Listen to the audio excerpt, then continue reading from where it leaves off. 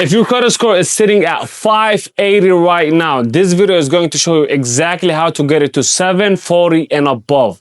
Not eventually, not in 2 years, in 90 days. I've done this again and again and again for a client after a client after a client. So this process works. You just got to do it in the right order. And here's what I need you to understand right now. A 580 is not just a bad number. It is a tax that you're paying on everything else. The extra interest on your car, the extra deposit on your apartment, the business funding you got denied for last month. Every single day you stay at 580, it is literally costing you money. Do you understand? So let me show you exactly how to fix every single thing step by step, every move you need in the right order. So let's get into it. First thing, let's talk about what is actually creating that 580, because it is not random. It is always the same 4 things, okay? Number 1, it is always having a high utilization. 1 or more cards that are sitting above 50% of their limit will literally destroy your credit score. Sometimes a maxed out credit score alone can tank your entire score, because anything that is above 30% is considered as a red flag by the lenders. That is why you need to make sure you bring all your credit utilization under 30% to get out of the 580 credit score. Number 2 will be collection or a charge-off. Listen, a debt that went unpaid for long enough get to send to who? To a collection agency. And this tells every lender that you are a risk before they even look at anything else. So you need to make sure that you don't have any collection or any charge-off on your credit report if you wanted to get out of the 500 credit score. 3 will be having too many inquiries. I know you've applied for a lot of stuff and you kept getting denied again and again and again. Every application that you did apply for, guess what? It left a mark. Multiple marks tells the lender that you're desperate or getting denied everywhere by everybody. And that is not good looks. Nobody want to give any money or any credit to people that are desperate, people who are in need of it. So having a lot of inquiries can literally tank your credit score. 4 will be having a thin history. Having just 1 card or even maybe just 2 with no auto loan, with no depth, guess what? Lenders will not be able to trust you on what they cannot read.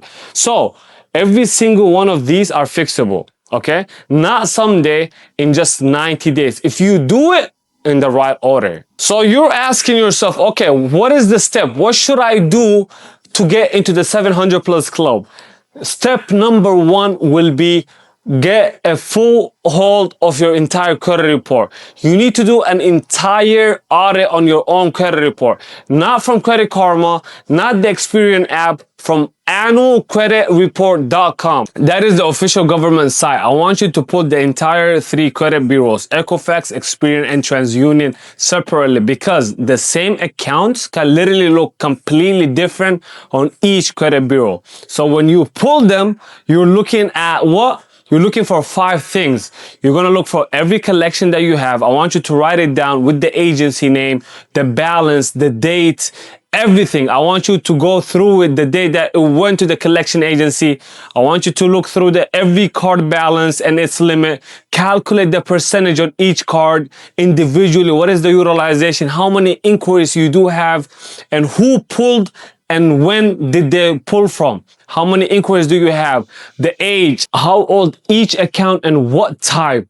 Any errors, any mistake, any numbers, any wrong dates, any wrong addresses, anything that you don't recognize. Write it all down. Once you have all the information down, we can dispute it and we can remove it entirely from your credit report. So write all of it down, map the whole picture so you know exactly what you're dealing with, and now you can move with a plan instead of just guessing. So the first 30 days are only about one thing, which is removing the heaviest negative items from your report. Nothing else matters as much as this month. And here's exactly what you do. The second you audit is done, you send a debt validation letter to every collection agency on your report. A lot of people don't know this, but under the FDCPA, the law that protects you as a client, you have the legal right to make them prove three things, which is that the debt is actually yours. Number two will be the amount that they're claiming is accurate. And three will be that they legally have the right to collect it. So you write the letter and then you're gonna send a certified mail with a return receipt. You keep a tracking number, okay? This is very important. And you're gonna keep the receipt when it comes back. You now have a proof in writing that they received it. So now, this is the catch. They have 30 days to respond with a proper documentation. The original signed agreement, a full payment history will prove that they actually own the debt. And a lot of collection agencies, especially the ones buying all debt in bulk, guess what? They cannot produce all of that. So the paperwork does not always transfer when the debt gets sold multiple times. And when they cannot prove it, they can't legally collect or even report it. So you file a dispute with each bureau. Bureau contacts the agency, and when the agency cannot verify, the bureau is gonna delete it. Do you understand? This is how you remove all the negative items, especially the charge-off and the collection. So while those letters are out, you're also looking for errors on every collection. If there is a wrong balance, you dispute it. Wrong date of the first delinquency, you dispute it immediately. So if there is any wrong balance, you dispute it immediately. If there is wrong date of the first delinquency, you need to dispute it immediately. You know why? Because that date determines when 7-year-old window started. And some agencies, collection agencies, what they do is they re-age the debt. So they report a newer debt to keep it on your report for a longer time. And that is a violation of law. And a lot of people don't know this. A lot of people are not using this in their own advantage. And just because they just violated the law, guess what? This literally ground for an immediate removal. Any account that is not even yours, you need to dispute it every single time. And for any collection that survived the validation and the dispute process, there is a different way that you can go about it. You negotiate pay for delete. You contact them in writing only, right? Never by phone. You need everything documented, guys. I cannot emphasize this enough. So start your offer at 25 to 40 cents on the dollar. Because what usually happens is they bought your debt for pennies. Anything above that is a profit for the collection agencies. And they will always negotiate. They're open to negotiate. But here's one thing you need to keep in mind when you negotiate with the collection agencies about the pay to delay. Your condition for payment is only under this. If you pay, it must get deleted from your report. Completely gone. Do you understand? Of all three bureaus, if they don't agree to that on writing, guess what? You don't fucking pay them shit. Do you understand? You get the written agreement before you send any money. The documents must be super clear. You want to have their signature on top of it, fully signed, clearly stating deletion upon payment. Then and only then you pay the money. And then when you do pay the money, you only pay money through money order or the cashier's check, never from your bank account. Do you understand? This is huge, guys. Guys, I swear this is a huge fucking game. I cannot even emphasize this point enough. Not from your bank account. Do not transfer money from your bank account. Then you monitor all the three bureaus for 30 to 45 days. And that right there, that is the full month one removal process. You validate, you dispute inaccuracies, and from there you're gonna negotiate deletion on what is left. By the end of the day, by the end of the 30 to 45 days, the heaviest thing that is actually dragging your score down will be completely gone. That was the game plan for month one. Okay, now that was the game plan for month one. Okay, now in month two, what should you do? This is what you do exactly. So while those dispute letters are working for you, you're not gonna be sitting still. What I want you to work on is fixing your utilization at the same time. I want you to target at least under 10% on every single card. Not your overall average card, no. Every single card individually 10% utilization. And here's the thing that most people get completely wrong, which is utilization is not calculated when you make your payments at the end of the month. It is calculated on your statement closing date. So whatever balance is sitting on your card when the statement closes, that is what gets reported to the bureaus, and that is what the lenders are seeing. So you can carry a $850 on 1,000 credit card all month, and then you pay it off on the due date. Guess what? You pay zero in interest, and you still report 85% utilization. You know why? Because the bureau already saw it before you paid. So how you can fix this is pretty simple. I want you to find out your statement closing date on every single card that you have. Not the due date, guys. It's completely two different things. Statement closing date, not the due date. And once you know what is it, get the balance below 10% before that date. So let's say you have $1,000 limit, under $99 when the statement closes. Make sense? So let me give you another example. If you have a $2,500 credit card, what is the 10%? $249 before the statement closes. Let's say you have multiple credit cards and multiple of them are sitting on a high utilization. Okay, how should you go about this? My best strategy is this. Prioritize the worst one first.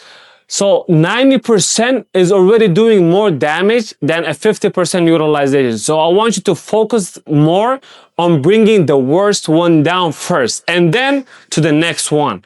And one full billing cycle done correctly on every single card under 10%, that will literally your credit score to the fucking moon. I've seen it a lot of times. I've seen this small tip push scores by 40, 50, 60 points in 1 month. Bro, that is insane. 50, 60 points in 1 month is ridiculous. And by you just having a 670 credit score, and then if you add 50 more points on top of that, that can literally give you serious funding as well. A quick tip that I want to share with you guys is this. Do not close any credit card that you do have. You know why? Because when you close a card, that limit disappears from your available credit. And that right there gonna what? Give you a smaller room for utilization. So your utilization on every card will spike immediately, even if your balance didn't really change, because you just closed one of your credit that you had before and now you don't have enough room. And a lot of people don't know this. So every card that you do have, keep it open. Just put one small charge on it every single month. Set on auto pay. Let it age. Let that limit stay on your profile. So by month 2, collections now are coming off, your utilization is down, the score has already moved from 580. Now you can build your profile with a clean foundation. Now we can restructure your profile. And this is the part that most people mess up. They try to build their credit profile before they even clean it, before they remove all the negatives, which is super wrong. Step number 1 will always be clean every negative that you have. Remove all the negatives. Then you can build your credit profile on the right foundation. And that's when it actually start compounding. So move number 1 will be authorized user. You have to be added as an authorized user. This is how you build your credit profile and restructure your credit profile. This is the highest leverage move in building phase. And it will literally cost you nothing. All you need is just someone. It can be a family member, a trusted friend who has a card that is at least 5 to 7 years old with a perfect payment history and low utilization. You can ask them, yo, can you please add me as an authorized user? And guess what? You don't even need to use that card. You don't need a physical card. Just be listed on their account. And once they add you to their credit profile, their entire credit history, with the limit, with the age, every single thing will literally reflect on your credit profile. They can have a 7-year-old credit card with a 10K limit and 0 late payments. See all that hard work? Now it can be on your file overnight. Now your credit profile looks way deeper, way more established. This is super underrated tip. I cannot emphasize this enough. So the second move to build your credit profile after we removed all the negatives is get a credit builder loan. This one is pretty simple. So just go to a credit union and open a credit builder loan. What happens is this: they're gonna hold the money for you, and you're going to make a payment as low as $25 to $50 every single month, depending on the agreement that you have with the credit union. So every payment is going to report to all three bureaus as an on-time installment loan. And here's the beautiful thing: at the end of that agreement, you're going to get your money back. So it is like, okay, they're holding your money for you, but at the same time, it is helping you to build your report. Does that make sense? So there is no risk for them, not even for you. And most people of 580 only have credit cards. They don't have no installment loan. They don't have any history at all. The limits, and that right there limits how high your score can really go. So this fills that gap for you. Once you run this on the background, sky's the limit. And this almost costs you nothing. After 12 months, you're gonna get your money back. And it is one of the strongest thing on your profile. The third move that you can do to build your profile will be strategic card application. By month 2, with the collections coming off, utilization is fixed now, and now you're being added as an authorized user with a credit builder loan. That is easy. By the second month, once those collections start coming off and you fix your utilization and one of your family member added you as an authorized user and you have a credit builder loan running on the background, your profile is starting to look different now. And at this point, you can apply for one new unsecured credit card. Not multiple, just one. Because we don't want to stack no inquiries. I want you to research which cards are built for your current score range. It has to be strategic, guys. Make the decision, and once you apply, once you get approved, I want you to use it correctly from day one. Under 10% before the statement closes. Pay the full balance. Auto pay needs to be on, guys. Needs to be on. And completely forget about it. Leave it alone. And let's say you did get denied, which is very rare, but let's say you did get denied. Fix the reason. Fix it. You have to wait 6 to another 90 days, apply again. But don't apply for the two same thing in the same month. Never, ever. So by the third month, here's what your profile looks like if you follow the process. Collections, almost gone. Utilization, under 10%, as we said, for 2 full cycles. And that is a pattern now, not just one-time fix. And someone already added you as an authorized user on your report, which is helping you to add history and credit. So, and now you have credit builder loan and 2 months of clean time payment with a new card aging with a clean usage, barely any hard inquiries, no random applications stacking up. And now you're almost ready for fucking business funding. And then at this point, your score will be at a point that most people at 580 will never reach throughout the entire time, throughout their entire life. Month 3 is 2 things. First, verify everything is reporting correctly on all 3 bureaus. The deleted collection actually start coming off from all 3 bureaus. Utilization now is showing correctly. Authorized user is appearing. Credit builder payments reporting. Anything that is not showing right, you dispute it immediately. Second will be you identify the next move. Another card with a higher limit, a personal loan to build more installment history, or the beginning of a business credit application. If you're running something, you might apply strategically. You can get one product from the right lender at the right timing, and you get a completely different answer from where you were at 580 or 90 days ago. And I want to truly explain why the sequence matters as much as the steps, because this is what most people never get. And it is why they spend years trying and going nowhere. You need to remove the collection first because they are the heaviest negatives. A new positive account on a dirty profile barely moves the score. And the same account on a clean profile it will start moving immediately. And from there, you fix the utilization at the same time as the disputes, because dispute takes 30 to 45 days and you don't want to waste time. 2 improvements gonna hit the report at the same time. And then from there, you're gonna rebuild your credit profile after cleaning, because positive history gonna compound differently on a clean file. And once that happens, you're gonna protect all the inquiries throughout the entire time, because every random application is going to undermine the entire process you're making. And make sure you protect the inquiries the whole time, because every random application is going to undermine the progress you're making so far. So the sequence is not random, it is engineered. You have to follow it in the right order. But I promise you, if you skip the steps or do them out of order, you're gonna get 90 days of frustration. And let me tell you the 5 mistakes that really kills the process, because I've watched people start this correctly and then they're gonna blow it right away. Paying a collection before you validate and dispute first. You hand over the money. Once you do that, you lose all the leverage. It is going to stay on your report as a paid collection instead of getting removed, and now your score will stay stuck for almost forever. You always need to validate the debt first. The second mistake is applying for multiple things at once. When the scores start moving, you get excited. Oh yeah, let me apply to multiple cars. You apply for 3 cars in 1 week, 3 hard inquiries, boom. And now the algorithm gonna flag you as a desperate. And once the algorithm start flagging you as a desperate guy and risky, a red flag, guess what? The approval odds literally drop on all 3 bureaus, Equifax, Experian, and TransUnion. And you made it worse right when things start getting better. The third mistake that I see a lot of people do is closing all the accounts.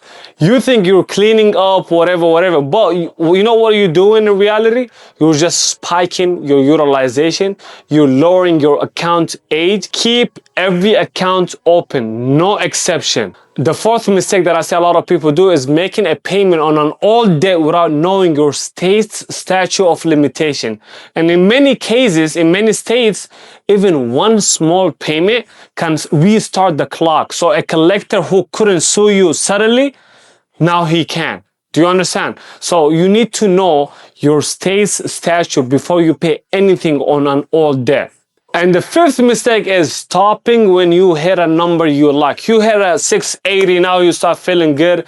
Now you stop executing and you start applying randomly. 6 months later, you are back where you started. And now you're wondering, what the fuck happened? You know what the fuck just happened, motherfucker? Let me be real about what you're actually working toward. A 740 is not just a better number than 580. A 740 is completely different financial life. With a real credit cards, with real limits, 5 to 10 to 15 to $20,000, not a 300 secure card. A personal loan at a rate that actually makes sense, not a 29% APR forever. Apartments that you can get approved for without a 3 or 4 months upfront, or even a cosigner. Whenever you go to a car dealership, the car dealers finance you at a rate that don't add up to thousands of dollars to the total cost. And at the same time, on top of all of that, business credit, business lines of credit, so you actually can scale. 580 is a tax on everything, and 740 is a leverage, and the distance between them is literally just 90 days, guys. 90 days of the right moves in the right order. Month 1, I want you to audit, get all the debt validation letters sent out, the dispute, and then pay for delete. In the meantime, I want you to work on getting the utilization under 10%. Month 2, get added as an authorized user, get a credit builder loan, and 1 strategic credit card. That's it. By the 3rd month, I want you to verify everything, identify the next move, and then from there, you want to apply strategically. On day 1, you can be at 580, and day 91st, you can be at 740. And that is not a promise. That is a process. And processes, guess what? They give you the same results every single time when you follow them correctly. So if you want help going through this, link in the description. Let's get your profile where it needs to be.